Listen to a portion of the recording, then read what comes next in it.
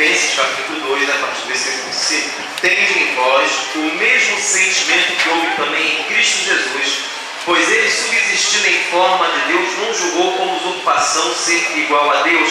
Antes a si mesmo se esvaziou, assumindo a forma de servo, tornando-se em semelhança de homens e reconhecido em figura humana. A si mesmo se humilhou, tornando-se obediente até a morte, morte de cruz. Pelo que também Deus o exaltou sobremaneira e lhe deu o nome que está acima de todo nome, para que ao nome de Jesus se dobre todo o joelho nos céus, na terra e debaixo da terra, e toda língua confesse que Jesus Cristo é Senhor, para a glória de Deus Pai. Pai, nós te louvamos por tudo que já foi feito aqui nessa noite. Agora que a tua palavra venha tocar profundamente no coração de cada um que está aqui nessa noite, eu te peço em nome de Jesus. Amém. Podem sentar. Amados irmãos, nós estamos na época de Natal. Aliás, o Natal já terminou, estamos chegando no final de mais um ano, as festas estão terminando e no início de um novo ano é momento de reflexão, é momento de pensarmos, repensarmos, vermos como foi o ano que passou e projetarmos um futuro melhor, um ano melhor. Eu creio, eu tenho certeza que quase a maioria dos que estão aqui nessa noite pretendem fazer algo novo no ano novo, ou tem a esperança de que algo vai mudar e mudar para melhor. Todos nós ficamos naquela expectativa, achando ou pensando, ou imaginando que o ano que vem será melhor do que o ano que nós nos encontramos. Isso é possível a partir do momento que entendermos o real significado do Natal, o real significado da vinda de Cristo nesse mundo. A partir do momento que o homem entender que Jesus Cristo não é um mero fundador de religião, não é um mero homem, mas sim o próprio Deus que se tornou carne e habitou entre nós,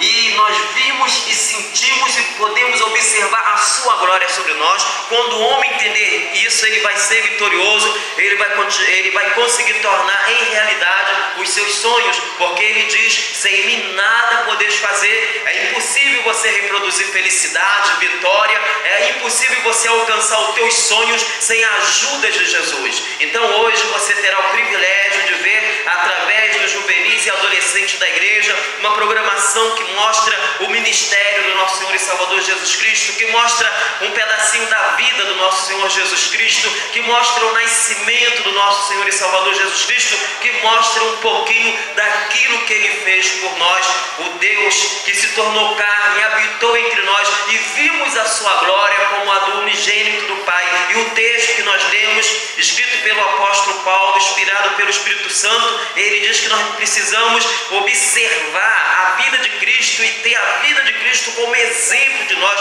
exemplo da humilhação de Cristo Jesus, do quebrantamento de Cristo Jesus, que subsistindo em forma de Deus, não julgou como usurpação ser igual a Deus. Ele se despojou do seu direito de Deus, sofreu como homem, passou pelas mesmas tentações e provações do homem, para que através dessa luta que ele passou como homem, assumindo a natureza humana, ele pudesse morrer assim pelos nossos pecados. Então nós vemos na vida de Jesus o nascimento conturbado. Nós vimos no domingo passado, na apresentação das crianças, a forma humilde como nosso Senhor nasceu, nasceu na manjedoura, no lugar onde se cria animais. O berço de Jesus foi o lugar onde os animais se alimentavam, um lugar mal cheiroso, um lugar impróprio para o nascimento de uma criança, mas foi o único lugar que tinha para Jesus nascer, porque ninguém quis ceder um espaço para que Jesus Cristo pudesse nascer. O Filho de Deus veio no mundo e não tinha onde nascer, porque ninguém quis abrir as portas para ele. E hoje o homem continua fechando o seu coração para Jesus, e por fechar o seu coração para Jesus, ele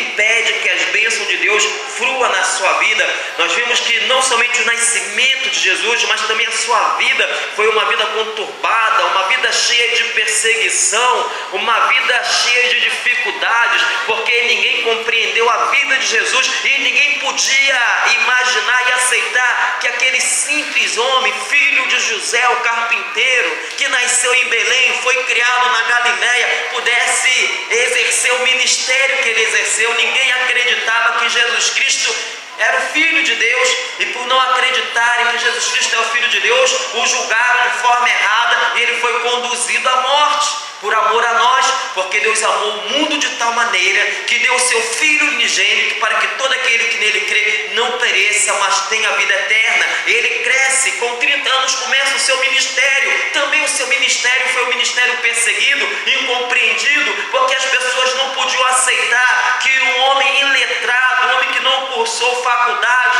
um homem que não foi para a escola pudesse ensinar com a sabedoria com que Jesus ensinava. Já criança, ou melhor, ainda criança, ele estava lá no templo, entre os religiosos, entre os estudiosos, discutindo a respeito da lei de Deus, discutindo a respeito da palavra de Deus. Ainda criança, ele já entendia e compreendia o seu ministério. Quando ele entra no seu ministério, ele é perseguido a ponto de chamarem Jesus de Beelzebul, o maioral dos demônios. Que coisa triste, que ministério perseguido. Aleluia, glórias, porque Jesus não permaneceu no lugar dos mortos. A Bíblia diz que no terceiro dia ele ressuscitou, ele ressurgiu dos mortos, ele ressurgiu dos mortos para nos trazer vida e vida em abundância. Ele ressuscitou dos mortos para que também um dia pudéssemos ressuscitar. E a Bíblia diz que todo aquele que morre em Jesus um dia ressuscitará e terá um corpo novo, um nome novo, e terá uma morada nos céus, terá morada garantia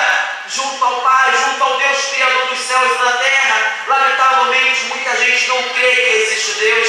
Lamentavelmente, muita gente não crê que Jesus Cristo é o Filho de Deus. Lamentavelmente, muita gente não crê que Jesus Cristo salva, que Jesus Cristo liberta. Mas glória a Deus, porque muita gente crê nessa verdade, e por crer nessa verdade tem a vida eterna garantida. O apóstolo Paulo, falando a respeito de Jesus, ele diz que nós precisamos ter o mesmo sentimento que houve também em Jesus. Temos que ser imitadores de Jesus, precisamos imitar Jesus, ter exemplo, ou melhor, tomando o exemplo de Cristo para as nossas vidas, o exemplo da sua humilhação. Então, tende em vós mesmos, vamos ter em nós mesmos o mesmo sentimento que houve também em Cristo Jesus, pois ele, subsistindo em forma de Deus, não julgou como usurpação ser igual a Deus, viveu como homem, morreu como homem, ressuscitou como homem.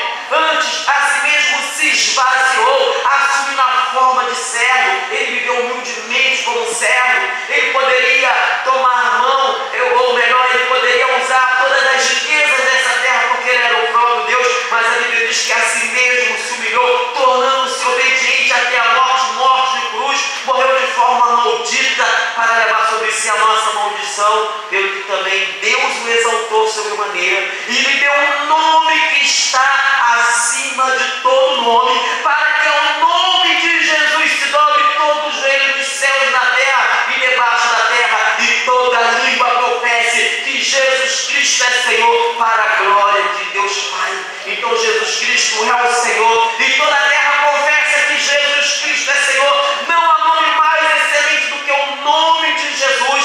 E ele diz: vamos tomar a vida dele como exemplo, vamos viver humildemente na presença dele, vamos viver como servo, vamos fazer a vontade dele, vamos ler a Bíblia, vamos estudar a palavra dele e fazermos aquilo que agrada a ele. Vamos procurar agradar a Jesus como ele procurava agradar o seu Pai.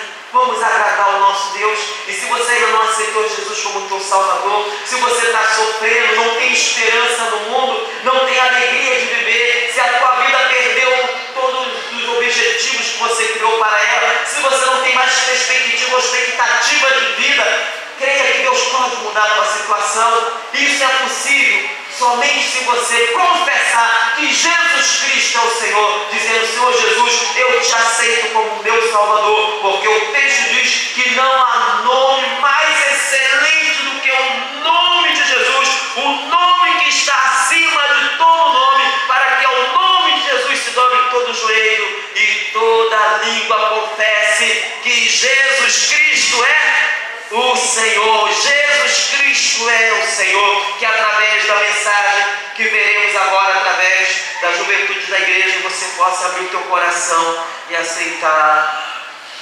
Jesus como teu Senhor e Salvador.